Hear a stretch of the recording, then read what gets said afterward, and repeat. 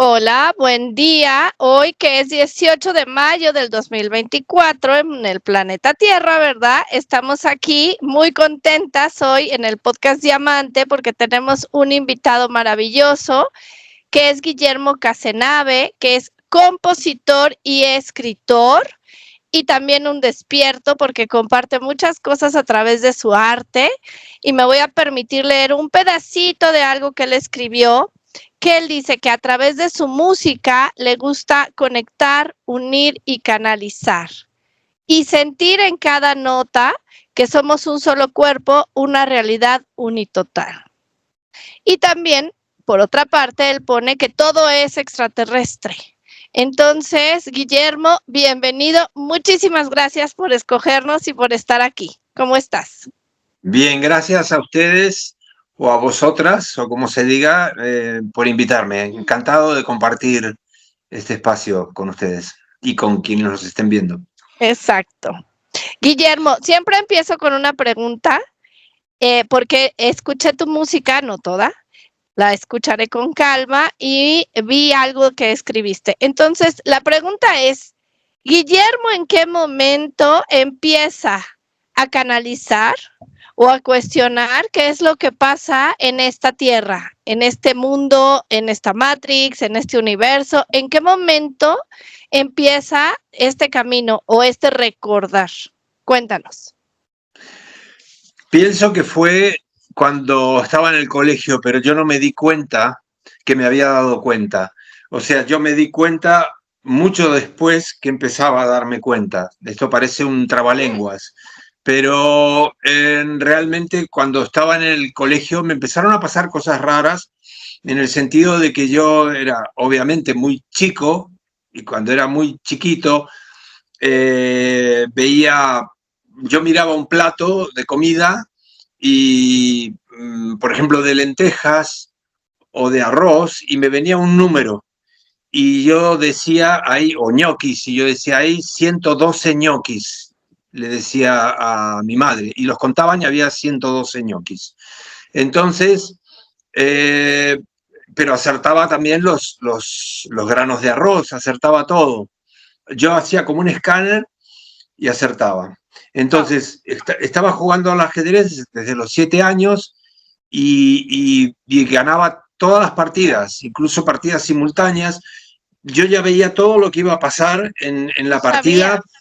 Sí, lo sabía todo, sabía lo que iba a hacer el otro. Le leía el pensamiento cuando veía que yo había hecho una jugada que, bueno, que ya lo ponía en aprietos y me estaba pasando todo esto.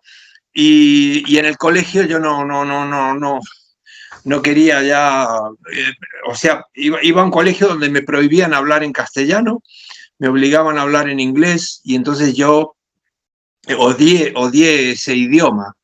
Y dije, bueno, cuando tenía 13, 14 años, dije, nunca en mi vida, nunca más voy a hablar inglés en mi vida, porque era un idioma que odiaba. Sin embargo, me gustaba la música en inglés, me gustaba la música pop y todo eso, y yo estaba componiendo música. Entonces estaba canalizando, me venían melodías, música, esto finales de los años 60. Yo tenía 12 o 13 años y me venía la letra y la música a la vez. Y yo componía y grababa en un magnetófono que tenía mi hermano, por suerte que tenía un grabador, porque él estudiaba psicología. Y era de 2 canales. Y yo grababa guitarra y voz en un canal y flauta en el otro. Y grababa y grababa y grababa. Y en Argentina estaba empezando ahí el movimiento que se llamaba del rock nacional. Sí. Pero eran todos 10 años más mayores que yo. Yo tenía 12 sí. Y ellos tenían 20, 22. Y claro, y yo estaba componiendo todo eso y se ve que yo no sabía que era una canalización de melodías, porque no podía ser que yo tuviera como 300 canciones y seguía con el ajedrez y seguía con ese problema de que yo no podía evitar de contar las cosas. Contar, me refiero a contarlas, sí. No explicar. Y por eso yo tengo un video, hay un video en YouTube que se llama Contando Universos, porque me puse a contar universos y a ver cuántos universos había. Y entonces en ese video que dura 2 minutos nada más, yo digo, hablando, no paro nunca de contar lo que veo, pero Solamente repito eso mientras está la música, pero no paro nunca de contar lo que veo. Es que cuento lo que pasa, lo que me pasa, pero también no puedo parar de contar. Y me obsesionaba hasta que uno de los profesores, que era un cura irlandés, me dijo, me estaba enseñando las raíces cuadradas y yo odiaba eso, pero tenía las matemáticas aquí. Y le dije, bueno, que me echaron casi, ¿no? Porque me echaron, porque yo le dije, ¿dónde vio usted una raíz que sea cuadrada? ¿Dónde vio usted alguna vez una raíz que sea cuadrada? Claro. Y me dijo, fuera de la clase, nunca más lo quiero ver. Y yo aprobaba sin estudiar, aprobaba todas las materias sin estudiar. Y era una cosa muy rara todo lo que me pasaba. Digo, entonces en mi casa pensaban que yo estaba un poco esto, como dicen los andaluces en España, un poco para allá, ¿no? Pa allá, sí. Del otro lado. Entonces, bueno, eso fue, yo empecé a canalizar en esa época. Y además empecé a tener novias desde muy chiquito y más mayores que yo. Era como una obsesión, hasta llegué a perseguir a una que yo tenía, que me agarró así del pelo y me dijo, nunca más se te ocurra perseguirme, no sé qué, me dijo de todo, y bueno, y yo la espiaba, que recuerdo que yo era muy chiquito, fue la primera vez que vi una mujer desnuda, ¿no? Y entonces, claro, hacía cosas, no sé, de grande. Fui como muy precoz y con cantidad de traumas. Yo creía que el traumatólogo, después fue un chiste, yo creía que el traumatólogo era para curar los traumas. Y entonces yo dije, yo tengo que ir al traumatólogo. Entonces, a ver si me arregla esto, ¿no? No sé, o algo, o no, o soy yo o son los otros, no sé qué pasa, porque yo estoy haciendo solamente lo que me viene, y lo que viene claro. Después me enteré que se llamaba canalización, pero yo no tenía ni idea. Claro. Perdón, Guillermo, ¿y tu hermano que dices que estaba estudiando psicología, nunca intentó averiguar más allá de qué te pasaba o, claro, apegado a la ciencia? Mi hermano estudiaba con una psicoanalista que tiene 80 y pico de años y que hace un programa en televisión en Argentina todavía, que se llama Luisa Kremer. Y Luisa Kremer en aquella época hacía experiencias con LSD, con el ácido lisérgico en Buenos Aires, que se había puesto de moda y que aún era legal. Lo prohibieron un año después. Y ellos tomaban en aquella época LSD. Por eso él grababa las sesiones y él tenía ese grabador, que a mí me sirvió para hacer música. Y Hoffman, que fue el que descubrió el LSD, le enviaba las cajas a un psicoanalista argentino, el doctor Tagliaferro, se las mandaban los primeros vuelos que hubo de aerolíneas argentinas, que eran unos vuelos espantosos, que iban a 4.000 metros de altura, con el avión iba así, porque todavía no ganaban altura los aviones. Bueno, y Tagliaferro, con esta doctora, Luisa Kremer, y mi hermano hacían estas experiencias. Entonces mi hermano estaba en una visión totalmente galáctica de la vida. Y en mi familia era un poco loco. Y eso me salvó a mí de no ser... El loco era él. Loco. Y yo venía después, pero claro, como yo tenía 12 o 13 años, o 14 en aquel momento, y estaba haciendo las canciones, yo en lugar de loco quedé como el artista, el bohemio. Y él se llevó la peor parte, ¿no? Claro. Entonces él investigaba y él me decía, sí, claro que estás loco, claro que estamos, yo después lo, pero por supuesto, ¿no? Entonces esto es como una celebración. Yo pasé a decir, como comentábamos antes, Charo, yo pasé a pensar, bueno, yo no estoy loco, yo soy loco. Porque la locura... o sea, una cosa es estar loco y otra cosa es ser loco. Claro. Y entonces yo pensaba, bueno, yo soy así desde que nací, no estoy así, soy así. Por lo tanto, y muchas personas deben ser así, no soy el único. Millones podemos ser así. Sí, así soy. ¿No? Así somos. Pero qué bonito como lo dices, no soy loco, no estás loca. Soy loca, es muy diferente. Claro, porque cuando te dicen estás, es como si estuvieras enferma. Claro. Como si fuera algo pasajero. Sí. Y ser es tu permanente. presencia vital, exacto, permanente en la vida, en el universo.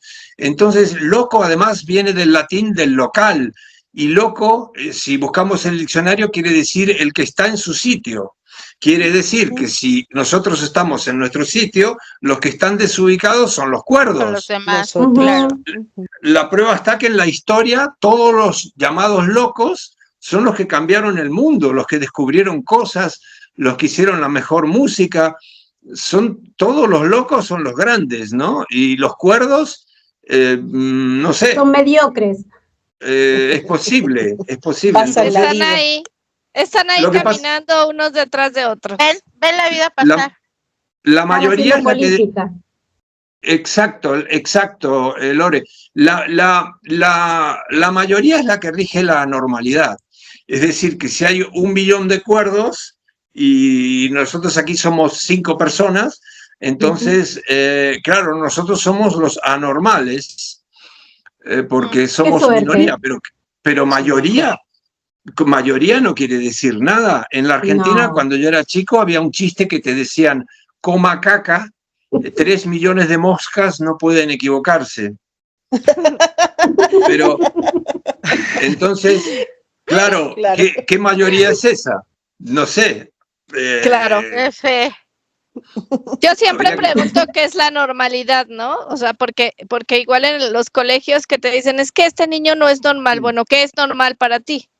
O sea, lo que es normal para ti no es normal para mí. Pero Claro. ya ese es otro tema, ¿verdad? Entraríamos ahí, bueno, en todos los temas que nosotros manejamos. Entonces, Guillermo, ¿tú piensas hasta hoy en números?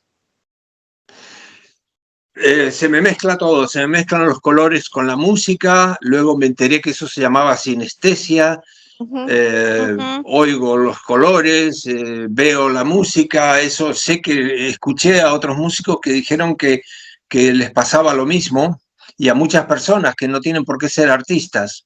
Y yo pensaba que hablando de, nos dicen patologías, que en artista, la palabra artista y la palabra autista es muy parecidas. La R con la U solo hay que cambiar una letra, y como en la vida todos somos artistas de algo, todos creamos, no solamente el que hace música o pintura. Uno puede ser un artista en un momento hablando, cocinando, 1000 cosas, el arte de amar, el arte de escuchar, ¿no? Cantidad de cosas. Entonces, ese arte, bueno, que tenemos, de alguna manera, ese arte que tenemos nos hace abstraernos. Si nos abstraemos y reconectamos con nosotros mismos, no, estamos alejados de eso, ¿no? Estamos como a veces, no es que estemos desconectados, sino que estamos conectados con el todo, y de esa manera, cuando uno crea algo, cuando uno está en la cocina haciendo algo, uno no quiere que entre nadie. Déjame que estoy cocinando, ¿no? Si uno está pintando un cuadro o haciendo música o lo que sea, por favor, no me interrumpan ahora que estoy... Entonces es como una especie de autismo, de abstracción para continuar en la vida. Y eso también podría ser calificado como una patología. Sí. Claro. Por los llamados normales. Claro. Exacto. Aquí leí algo que tú escribiste, que dices que todo es extraterrestre. Cuéntanos. Bueno, la Tierra se formó por una explosión, obviamente, de fuera de la Tierra. No existía la Tierra. Por lo tanto, a mí me parece que nosotros muchas veces decimos la palabra extraterrestre, y está bien porque la necesitamos para comunicarnos, pero no deja de ser una palabra demasiado antropocéntrica. Es decir, nos colocamos nosotros y lo demás es extra. Es como si fuera el ser humano y lo otro es extra, no sé qué sea. Y yo tenía un amigo en Miami que me dijo, ¿y por qué no los llamamos a los que les llamamos extraterrestres? ¿Por qué, en lugar de ser tan presuntuosos, por qué no les llamamos seres siderales o cósmicos o cualquier otra cosa, y no estar diciendo, bueno, esto, ¿no? Y yo pensé, bueno, a mí, yo si estoy hablando no voy a estar diciendo seres siderales, digo extraterrestre y punto, ¿no? Pero realmente es verdad. Entonces yo considero que todo lo que hay aquí es obvio que es del espacio exterior, incluyendo al ser humano, obviamente, porque debemos ser un híbrido, una combinación de 1000 cosas, de seres que pasaron por aquí, y todas las grandes culturas, por cierto, combatidas y exterminadas por los normales, por los cuerdos, todas estas culturas siempre hablan, desde los mayas hasta los hindúes con los vimanas, siempre están hablando de seres que venían de los cielos, o intentando conectar con sus observatorios astronómicos, con sus dibujos, con sus... todas las grandes culturas nos están hablando de allí, ¿no? De un origen extraterrestre, digamos, pienso que todo, y la tecnología que estamos utilizando ahora, claro, esto no es terrícola. No, sobre todo el avance tan rápido que se dio. Eso. Luego del caso de Roswell, para esta época, o sea, la tecnología como que creció demasiado rápido en comparación con otras eras. Yo quiero preguntarte algo que tengo una duda muy... nosotros todas amamos la música, mucho, la amamos mucho a la música, pero yo sé que en la música se habla de una conspiración en la música, y la conspiración esta trata del cambio de la frecuencia que hicieron en una época, al final del 1800, principios de 1900, en donde estuvo involucrado una persona que era muy amigo de Rockefeller. O sea, ya a partir de ahí ya me late mal todo, y que fue un hombre que publicó en 1862 un escrito que dice las sensaciones de tono como base fisiológica de la teoría de la música, y él propone cambiar el tono de la música a 440 Hz. ¿Por qué hicieron eso? ¿En qué nos afecta hoy por hoy ese cambio de frecuencia en la música? Bueno, aquí hay varias cosas para decir. La primera, bueno, los Rockefeller en realidad eran 3 hermanos, ¿no? Nelson, David y John. El hermano menor llamaba siempre a mi casa en Buenos Aires cada tarde. Te lo cuento así como anécdota, porque se había enamorado de mi tía abuela.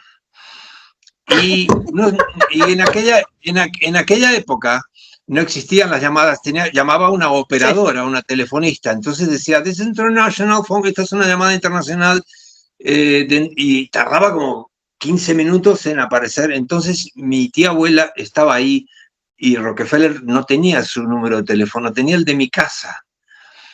Y recuerdo a mi tía abuela decir, "No voy a hablar con ese asqueroso", decía. Y yo no sé qué había pasado, no sé qué pasó, no tengo ni idea. Nunca supe nada, yo era muy chico.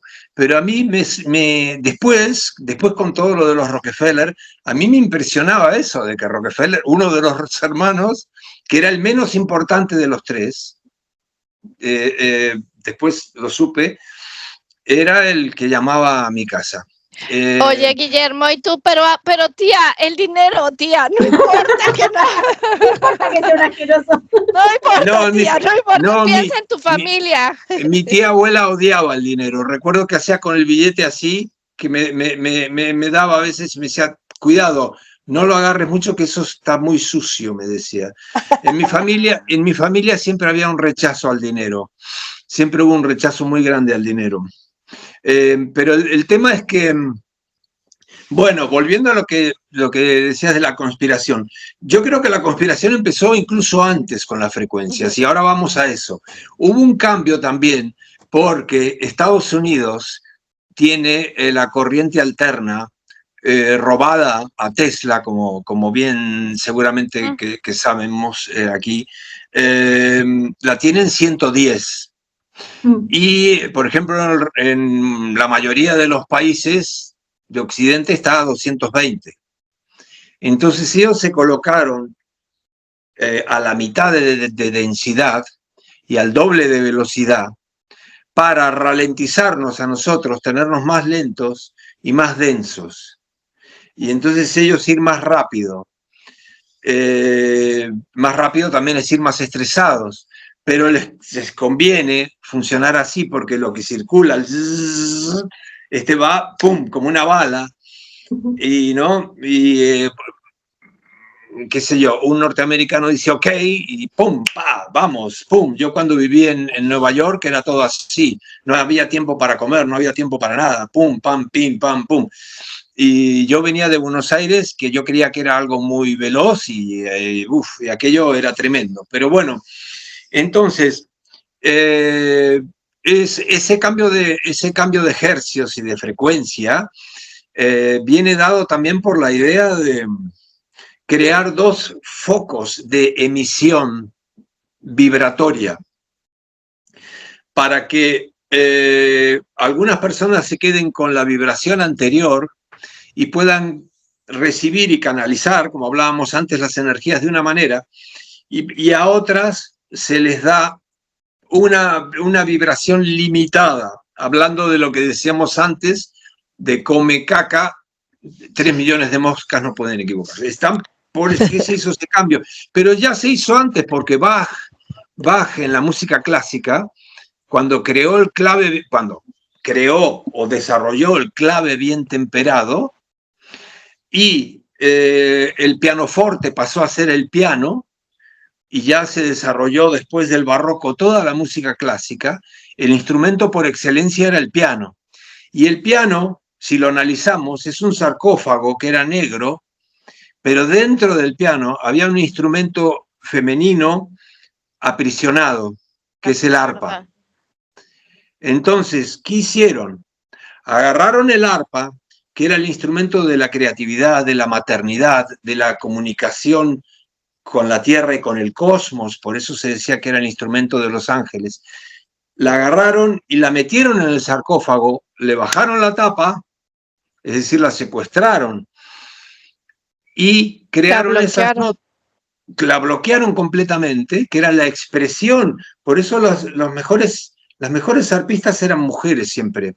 Y también los jesuitas, que lo desarrollaron también, porque fueron ellos más o menos intentando, ¿no?, averiguar cómo iba la cosa. Pero, y en lugar de eso, que era fluir, digamos, este movimiento aleatorio en espiral, y nos pusieron un movimiento rígido con la música clásica germánica, y después continuó con el pop y con el rock. Todo esta rigidez, la batería, el bajo, ¿no?, los Beatles que tocaban y saludaban así. Entonces era todo muy rígido lo del occidental, hasta que después empezó MTV y empezaron a bailar, gracias a las personas de raza negra, Michael Jackson, y empezaron a mover un poco las caderas, porque el occidental era... Entonces el occidental todo lo hacía rígido, el amor rígido, el abrazo, yo me encontraba con un amigo, ¿qué tal, no? Te pegan. Dar la mano, las peleas golpeando la cabeza, mientras que los orientales hacen así con el taekwondo y levantan, nunca pegan en la cabeza. Entonces, el gato hace el amor, bueno, hace el amor a su manera cuando está en celo, pero nos acaricia siempre en la pierna, siempre en espiral. Nos ama de esa manera. Y nosotros nos amamos con el choque, ¿no? Una cosa que es tremenda. Y entonces eso también pasó en la frecuencia vibratoria, que es tan importante porque es nuestra expresión corporal, la forma en que tenemos que relacionarnos, amarnos, entregar lo que somos y expresarlo con el cuerpo. Y sin embargo, ¿qué hicieron? Quitaron el arpa, quitaron todo eso, quitaron esa frecuencia, además que era microtonal. Entre nota y nota no había un sostenido como hay en la música clásica, que es do sostenido, no la nota blanca, la nota negra, la nota blanca es todo así. que se hizo una música maravillosa, yo no lo dudo, la música clásica es espectacular, pero siempre en base al clave bien temperado de Bach. Y a todos esos grandes compositores que yo admiro, pero sin embargo, en base a una rigidez, y nunca mejor dicho que sea Alemania, un país tan científico, tan mental y tan rígido en cuanto a que no son como los latinos, ¿no? Que estamos siempre haciendo trampas. Entonces, no me extraña que ellos hayan desarrollado, Alemania y Austria, los mejores compositores. Ese cambio de vibración, ese cambio de frecuencia viene dado para tener a un grupo de personas vibrando de una sola manera y a otras que son una minoría teniendo acceso a la otra fuente. La prueba está que nos hacen afinar en el La con la guitarra, y sin embargo, en las escalas modales de la India, que yo estudié muchas, tengo santures aquí tengo uno, aquí hay uno, este es un santur de Bagdad, con las afinaciones de hace 3000 años, y esto ahora está desafinado. Pero aquí en este instrumento, con todas las proporciones geométricas, yo tengo varios, pero ahora tendría que levantarme. Aquí tengo, por ejemplo, aquí les pongo un ejemplo. A ver, perdón, porque no lo tenía preparado esto, pero este es un canún de Etiopía. Wow. Entonces, ven cómo va. Entonces esto tiene las cuerdas, ¿ves? Que son como hilos. Sí. ¿Ves? ¿Ves? Sí. El otro día canté esta When the night has gone and the moon is stand by me. Stand by me. Bueno, no es para tocarla con el... Darling, stand by me. Bueno, ¿ves? Empezamos todos a Entonces, cantar. todos estos instrumentos sagrados, que no es para tocar Stand By Me, ahí he cometido una blasfemia. No, porque sí es una hermosa canción. Sí, y me da la idea como de un telar además, ¿no? O sea, Es impresionante. que hace música. Sí. Esas frecuencias que me preguntaba Lore, están, digamos, deformadas para tener atrapados a unos. Por eso en los conservatorios se enseña de una manera y nadie sabe las escalas modales, nadie estudia microtonía, nadie estudia música serial, todo lo que es en la India. En la India, en un concierto se tarda en afinar, a lo mejor entre un tema y otro están 20 minutos afinando. Claro. Y la gente no le importa, porque la gente aprovecha para comer, para charlar, pero si en un concierto occidental, si fuésemos a ver a los Rolling Stones y acabara un tema y estuvieran 20 minutos afinando, la gente los mata, les tiran ladrillos. Sí. No estamos preparados para un concierto de 7 horas así.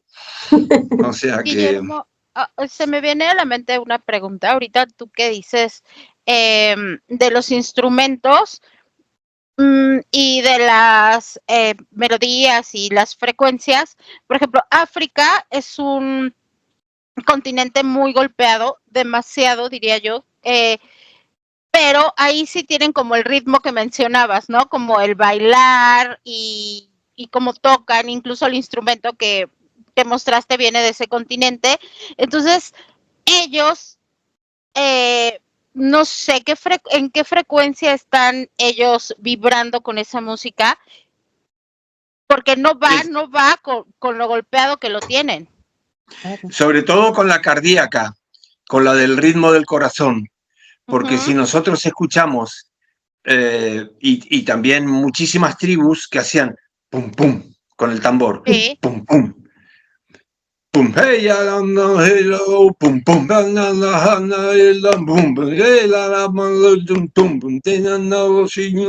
bueno, y ellos siguen un ritmo. Entonces, y en círculo, en espiral. Mueven el cuerpo. Sí. Y viene el occidental con su rigidez y con la música tecno, con la música disco, en lugar de hacer el ritmo lo cuadruplica o lo pum, pum, pum, pum, pum, pum, pum, pum, pum, pum. Rápido. ¿No? Claro, imagínate el bombardeo para un corazón, porque el corazón sigue la música que que escucha. Por eso es muy importante para el corazón escuchar valses con el 1, 2, 3 o escuchar música con la frecuencia cardiovascular. Esto que has dicho también es importantísimo porque en África y en muchos sitios de las Américas hay personas aún conectadas con esa frecuencia.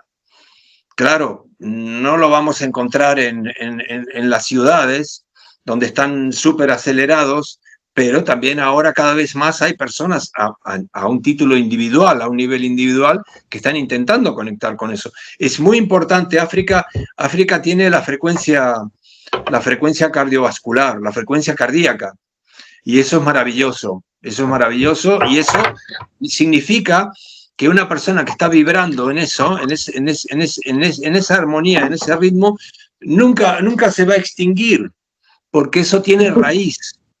Y la raíz, a nosotros cuando éramos niños, por lo menos en Argentina, a mí me decían, hierba mala nunca muere. Ujú. Y yo decía, ¿cómo hierba mala nunca muere? Y yo veía la autopista, ¿no? La carretera, el cemento, que es el cementerio, es la misma etimología. Y sin embargo siempre ves que sale una hojita. Y me di cuenta, después digo, pero esta es la hierba buena, no es la mala. Porque la que tiene raíz no la pueden parar con el cemento como hicieron con el piano y el arpa. Sigue creciendo. Sí. Y si nosotros desapareciésemos, y se comprobó ahora en esto que ocurrió hace 2 o 3 años, que no hace falta que lo nombre, vuelve a salir, aparecen los animales, vuelve a salir el césped. La vida. Claro, nosotros paramos un poco con nuestra cordura, Acelere. llamémosle, paramos un poco y enseguida florece todo. Entonces es maravilloso. Por eso yo decía, el paraíso, una vez me preguntaron, ¿el paraíso dónde está? Y yo digo, el paraíso está a tu derecha y a tu izquierda. ¿Cómo a tu derecha? Sí, porque por la carretera, que es por donde vas, que es el cemento, que es el cementerio, ahí no hay nada, ahí hay cemento y autos. Pero si miras a la derecha, justo por donde no vas tú, está el paraíso. ¡Qué casualidad! O sea, lo único que hemos hecho ha sido justo lo que no es paradisíaco, que es lo que nos esclaviza, lo que nos contamina, lo que nos envenena. Entonces, uno piensa, ¿no? Realmente, bueno, está por todas partes el paraíso. Solamente tienes que girar un poco la cabeza hacia la derecha o hacia la izquierda y ahí lo ves. Ahí está todo el césped, están los árboles, están las aves, están todos floreciendo, comunicándose. Y por eso a Bob Marley, el compositor y cantante de reggae, le dijeron, porque usted tiene un coche muy costoso, se había comprado un coche, un auto, y dijo, no, el auto no es mío, dijo, el auto es de la carretera. Pero es verdad, es verdad, porque en realidad no nos pertenece nada, somos invasores. Yes. Guillermo, y ahorita que decimos de la música, estás compartiendo, también yo tengo tiempo y seguramente muchos estarán de acuerdo. Yo no escucho el radio por este ruido, porque realmente es un ruido que aturde. Y como tú dices, hay gente que despierta o se levanta por la mañana y ponen la televisión que también está a ese ruido, porque es ruido. Y después van a trabajar y prenden el radio con ese ruido. Entonces llegan a su trabajo con esta alteración. Lo que tú estás diciendo es eso. Esto altera tanto tu corazón como tus ondas cerebrales. A lo que voy es, como tú ves más allá, percibes en números, ¿has percibido en algún momento las ondas cerebrales de alguna persona alterada? O sea, que venga alterada de estos ruidos, ¿tú lo has percibido o lo percibiste en algún momento en tu niñez? Porque son números. Sí. Yo estaba muy obsesionado con eso, con los números, hasta el punto de que hice un disco para los números, 1, 2, 3, 4, 5, 6. Y recuerdo que yo captaba por ejemplo, veía y no sé si, quizás sí que me obsesioné, porque soy muy perfeccionista en esto. Me pasó como con las notas para cada signo del zodíaco y para hacer cartas astrosónicas. Yo hacía la carta de una persona y miraba cuáles eran las notas. Pero miraba las notas, cuál era su sinfonía, cómo estaba vibrando en el cosmos con esa nota. Claro, porque yo decía, si yo mañana me encuentro con un, llamémosle extraterrestre, yo no le voy a presentar mi pasaporte o mi DNI, ¿qué sentido tiene eso? Es ridículo. Pero si yo le presento mi carta astrosónica, a lo mejor él no habla, no tiene el habla, una comunicación, pero yo le muestro mis coordenadas. Mira, mis coordenadas cósmicas, así estoy vibrando yo ahora. Claro, entonces luego pasé a los números y recuerdo que nadie me hacía caso, o sea, yo hice el disco no se vendía. Yo digo, bueno, yo no estaba buscando exactamente ventas, pero digo, qué fracaso, ¿no? No le ha interesado a nadie. Entonces un día, a los músicos amigos míos, sí. Recuerdo que había un día vino un músico de Argentina, Cerati, Gustavo Cerati. No. Y él estaba obsesionado con los números y le digo, ¿en serio? Y le digo, sí, le digo. Y entonces le copié en un cassette, aquella época. Y luego me dijo, cuando llegó a Buenos Aires, estuve todo el viaje en avión con el Walkman en aquella época, escuchando lo mío de los números, ¿no? Wow. Y entonces le digo, bueno, debes haber acabado con un empacho de Guillermo. Bueno, y el tema es que, pero yo no encontraba personas que se interesaran por esto. No me hacían caso. Y mi padre me dijo, ¿eso sabes por qué es? Le digo, no, papá, no sé por qué es. Porque la gente asocia, solo la gente que piensa de otra manera puede pensar en los números así. La mayoría de la gente, los números representan los pagos que tiene que hacer, la economía, las deudas, la inflación. La escuela. O les chocan, porque la gente dice, yo no entiendo los números, no sé sumar, sin pensar que los números no son solo para sumar, sino son frecuencias. Mira, fue mi disco menos vendido, se llama Números Totales. Y Cerati hizo Gracias Totales, que se inspiró en mi disco Números Totales. Wow. Entonces es lo tengo en internet, pero me río porque yo decía, bueno, números totales, el que le guste escucharlo, que lo escuchen. Y ya está, lo puse ahí, no pretendía yo ganar realmente dinero con eso, ¿no? Ni con nada de lo que he hecho. O sea, no, pero... Guillermo, tengo una consulta, porque yo no tengo esta faceta artística ni nada, entonces me cuesta a veces comprender cómo funciona, no sé si la mente o el espíritu de un artista. Entonces te pregunto, ¿a vos cuando te viene la inspiración, qué haces? ¿Enseguida te pones a trabajar? ¿Dejás todo y te pones a trabajar? ¿O decís, bueno, me organizo y hago esto y qué sé yo, y no podés parar hasta que lo terminás, ¿no? No, yo, por ejemplo, ayer o antes de ayer, a la noche, me vino ya una melodía con todo, y con la letra y todo, era una canción, y yo me levanté rápido, y ni siquiera me vestí, porque dormí sin ropa, pero me vine aquí, bueno, ahora no lo pueden ver, y estuve ahí con la guitarra, y rápido lo grabé, porque si no se me va, se me va y lo pierdo. Pero automáticamente, y si estoy en la calle, ahora, rápido con el celular lo grabo, por lo menos lo tarareo, lo silbo, y después cuando llego rápido a donde hay una guitarra o un piano, rápido ya empiezo a grabarlo, sea instrumental, porque me vienen cosas instrumentales, mucha música instrumental también y cósmica, y me vienen canciones pop o rock. Y entonces tengo dos facetas, y a veces era tal el lío que tenía una especie de esquizofrenia, que grababa todo doble. Yo tengo discos míos donde está con teclados una cosa que suena muy, muy así cósmico, y lo mismo cantado, que suena muy pop. Y muchas personas me decían, esta canción tuya me suena a la otra. Le digo, no, es la misma.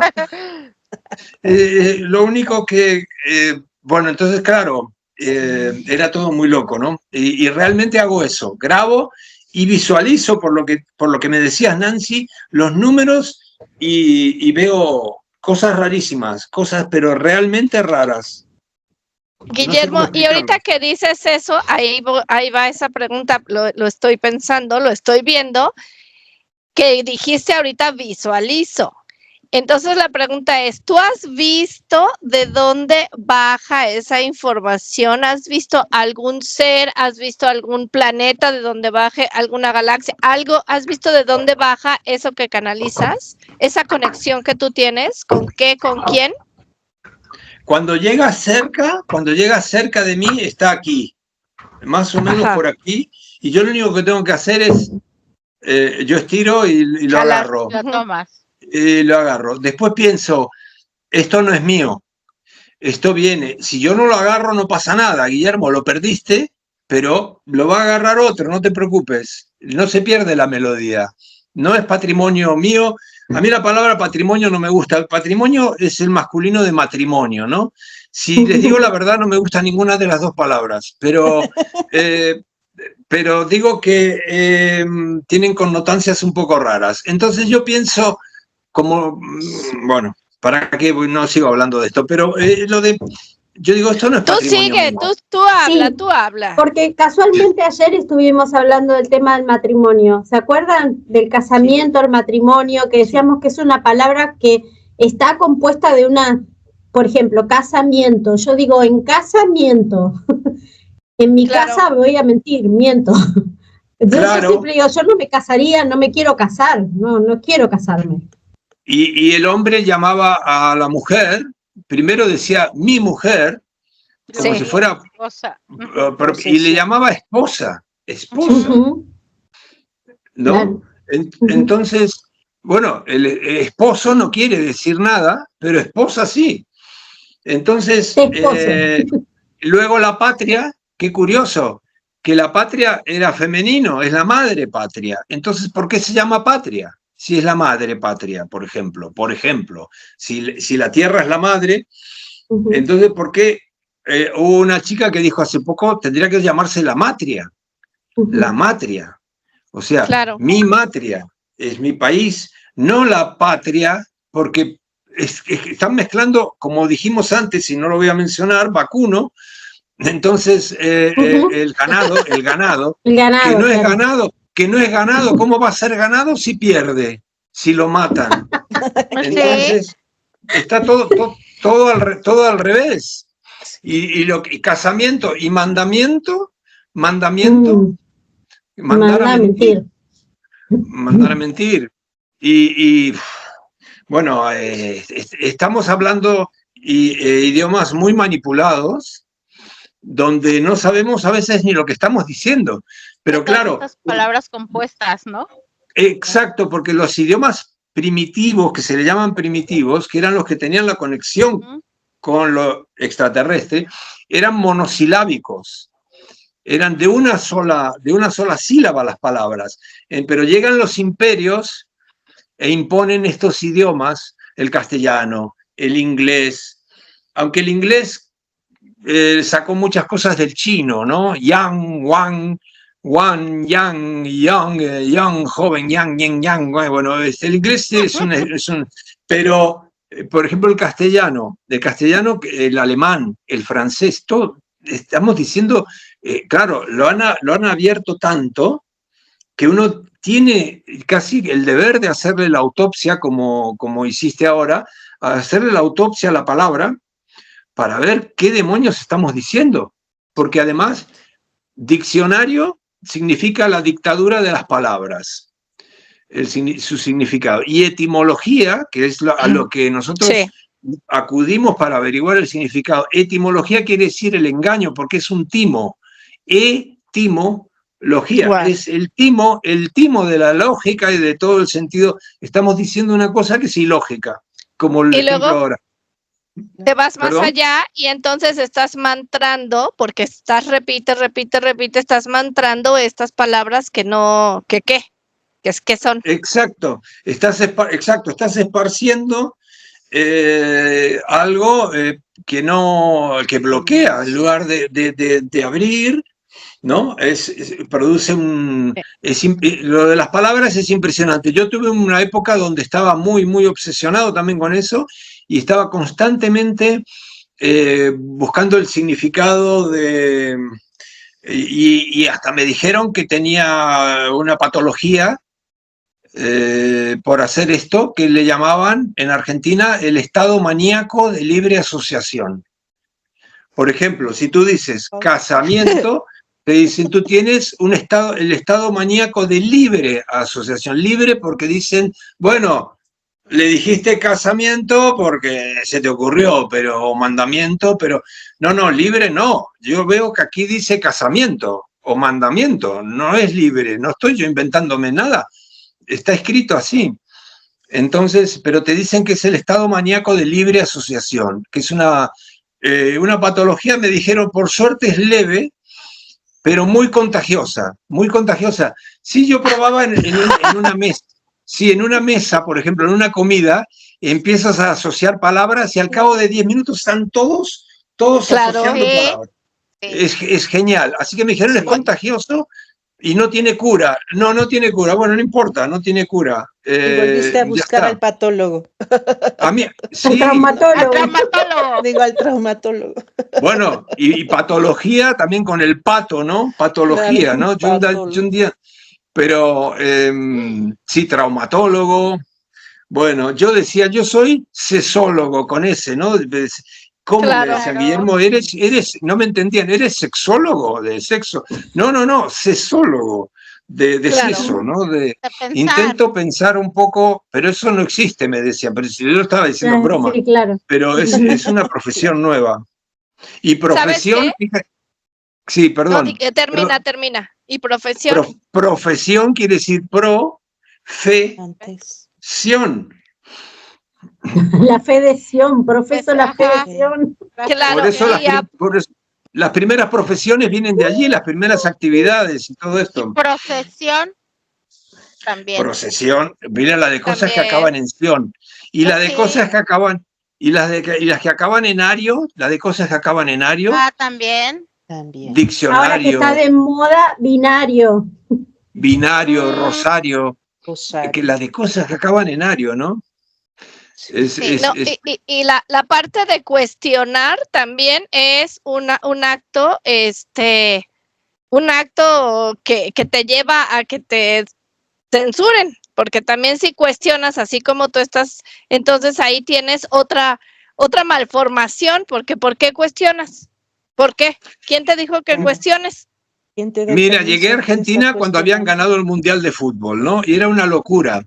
Y entonces me hicieron una entrevista en televisión y me dijeron qué opinaba yo del fútbol. Yo les expliqué que yo había leído que era un ritual de fertilidad, de que venía de Etiopía, y que los jugadores eran espermatozoides. Entonces el espermatozoide se va dando codazos, se pisan, se empujan, pero hay un espermatozoide que la mete, tiene doble significado. Y cuando la mete todos gritan gol. Entonces es un ritual de fertilidad y y tiene connotancias casi machistas, pero por eso era al principio un deporte masculino, y porque el que la mete bien, ese le pagan mucho más. Gana. Es una estrella, claro. Es una locura. Entonces, el que la mete mucho peor, o sea, más todavía. Claro, como Messi, como Ronaldo. Exacto, como que el hombre la única función es siempre meter la pelota, ¿no? Entonces, ¿qué pasa? Parece que esa es su gran realización. Entonces, no me lo censuraron, no salió en televisión esa parte. Claro, ¿cómo no? Como ahorita que dices eso, los mayas también, o sea, lo estoy relacionando, los mayas tenían el juego de pelota, que era con la cadera, y eran solo hombres, y después de eso hacían otro ritual. O sea, era la antesala del ritual, y después terminaban, cerraban eso con otro ritual. Entonces, claro, lo que dices es... Los que ganaban eran los que iban al ritual. O sea, los que perdían, Sí, claro, el que ganaba era el claro. que terminaba El en el ganador. ritual. Y el que perdía, luego lo aventaban.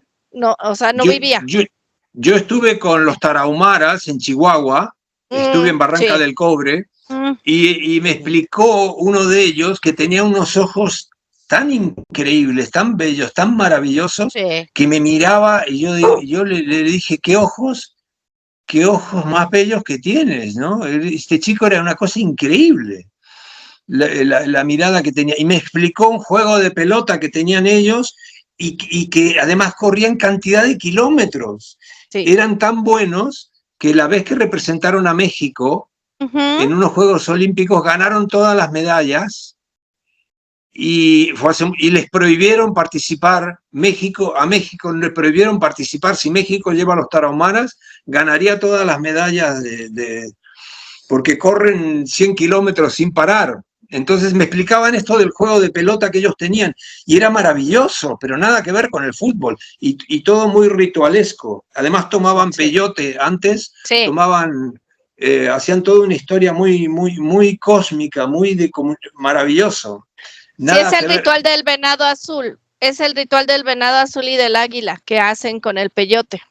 Pero también ahí llegaron y les impusieron, claro, la iglesia y pusieron arriba de todo. O sea, llegaron, seguramente tú estuviste más abajo de Barrancas del Cobre, que se llama, un pueblito que está más abajo, que es hermoso, Krill. No recuerdo. Y ahí en Krill estaban los tarahumaras y todo, y entonces llegó la iglesia, les quitaron a sus hijos, a las niñas principalmente, y las metieron en un lugar para enseñarles todo lo que es ser mujer, cuando ellos hacían otra, claro, y acabaron con todo eso. Es una cosa tremenda, pero bueno, eso es acotación de lo que tú dices. Y sí, oye, Lore y yo decíamos cuando fue lo del mundial, regresando a lo que dices, que entrevistaron, cuando estaban las finales, ¿te acuerdas, Lore? Cuando entrevistaron a algunos argentinos que les decían, ¿tú qué prefieres? ¿Que la economía mejore o que gane el mundial Argentina? ¿Que gane el mundial? Que gane el mundial, no importa que yo no tenga para pagar la luz y la televisión. O sea, ¿cómo? Y bueno, sí. Ahí está. Yo tenía un vecino una vez en Argentina que compró un televisor en cuotas, 12 cuotas para ver el mundial en aquella época, y a Argentina lo eliminaron en la primera ronda. Y el tipo sigue pagando. Y el tipo puteaba y decía, me compré esto y no se eliminaron. Tenía que pagar 12 meses. Oye, y sigue pagando ahorita porque aumentó ya deuda impagable se convirtió esa, ¿no? Increíble. Y yo tengo, bueno, también leí que también eres reportero. Yo estudié periodismo, pero para aprender música y viajar. Y no ganaba dinero por ninguna parte. Me fui a vivir a Nueva York y entonces retransmitía las carreras de Fórmula 1, realmente todos sitios muy buenos donde yo podía entrar a los grandes torneos, pero yo no cobraba nada, entraba gratis y después, bueno, fui conociendo muchos músicos, me hice amigo de músicos ¿Te relacionaste?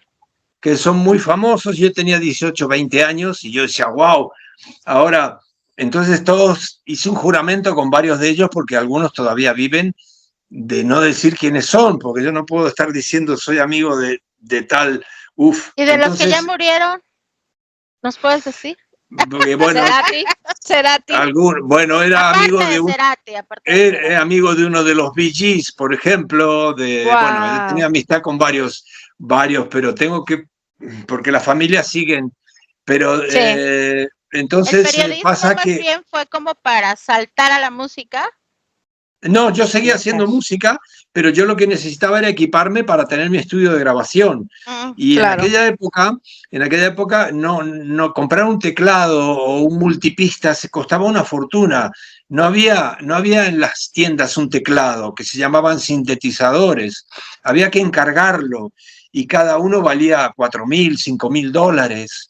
Y un multipistas valía. Entonces yo estaba en Nueva York como periodista. Y entonces yo, bueno, iba juntando todo el dinero que podía, ahorrando, y bueno, y a medida que eso me fui equipando, pero dije, no, yo aquí no quiero vivir en este sitio, me fui a vivir a Inglaterra. Y ahí me metí en una vivienda abandonada de la Segunda Guerra Mundial y con un grupo de...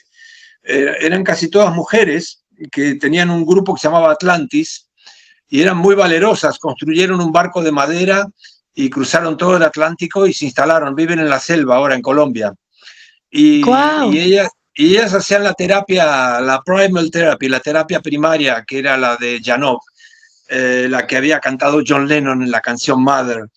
Bueno, había que repetir el grito primario. Yo estaba viviendo con ellas y aprendí mucho. Ahí fue cuando me hice vegetariano, aprendí astrología, tuve mi primera pareja en serio. Y entonces, pero ahí estaba equipándome con la música, pero viviendo en ese lugar tan curioso. Y sin dinero, estuve viviendo mucho tiempo sin dinero, es decir, ahí, pero yo la comida la sacaba del mercado cuando la que dejaban, la que no vendían porque estaba un poco golpeada la fruta o esto. Ah, sí. Y entonces yo iba y ahí tenía mi comida y vivía ahí, estuve mucho tiempo viviendo sin dinero y equipándome para... Poco a poco empecé a dar clases de guitarra y de piano para tener algo después y seguir comprando lo que necesitaba. Así que fue un poco así mi experiencia en Inglaterra y en una isla también durante 5 años. Mi vida fue siempre un poco así, la mayoría de las veces dando vueltas, estando muchas veces ilegal en los países porque no me preocupaba por sacar la documentación y... Me aburre a mí todo eso. Y iba y venía, me pasó de todo, ¿no? Y bueno, hasta el día de hoy que estoy en 2 sitios y siempre he tenido problemas o historias, me preguntaban por los impuestos, si yo pagaba, si yo bueno, yo digo, bueno, no tengo idea, decirle, no tengo idea si pago o no pago. Otra palabra, mira, pagano, el pagano era el que, ¿no? El pagano era el que pagaba impuestos. Claro, porque si tú eras creyente, si tú eras más creyente y estabas más con la religión oficial, no eras pagano. Claro. El pagano era ¿no? La plebe o el que no creía, el no creyente. Que no creían. Claro, así que te hacían pagar. Guillermo, sí. Y cuando vos contabas de que estuviste en Nueva York y todo esto, vos tenías más o menos que 18 años, 20, por ahí, ¿no? Y sí. Me lleva a preguntarte sobre los Beatles. ¿Qué onda los Beatles? Porque hay mucha historia tapada, mezclada, mito, lo de Paul McCartney, si John Lennon vendió el alma al diablo, si son un experimento MK Ultra de la CIA. ¿Qué onda? Bueno, hay de todo un poco. Yo la palabra diablo también le hago la autopsia y quiere decir hablo. Todo el que dice algo, que habla, lo demonizan y lo mandan al infierno. Habría que ver si es tan diablo como, si no será el diablo el que nos manda a la hoguera.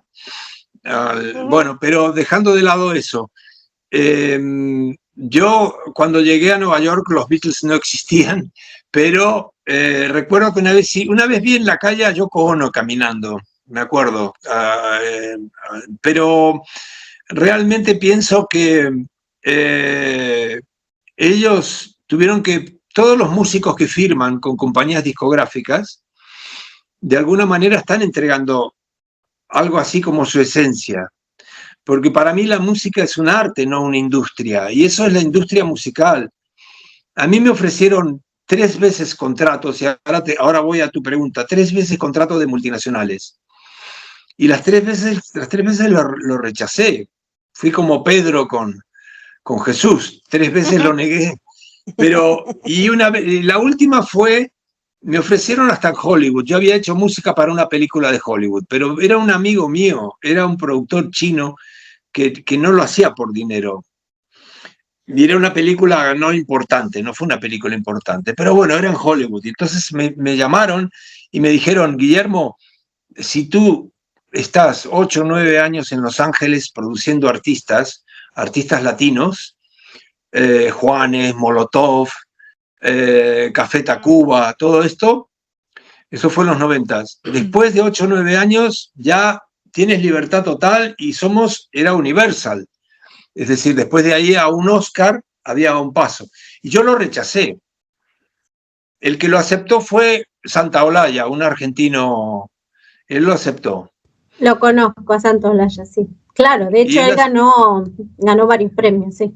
Estuvo 8 o 9 años produciendo a los artistas latinos y luego le dieron el Oscar. Entonces eso es un proceso. Entonces los Beatles firmaron, como la mayoría de los músicos de rock y de pop de todos los países, firmaron. Yo nunca firmé nada, siempre fui independiente. Jamás quise firmar eso. Me negué en rotundo, porque lo veo una deformación, una perversión de lo que es la música. Porque lo ves, porque tenés la capacidad de ver.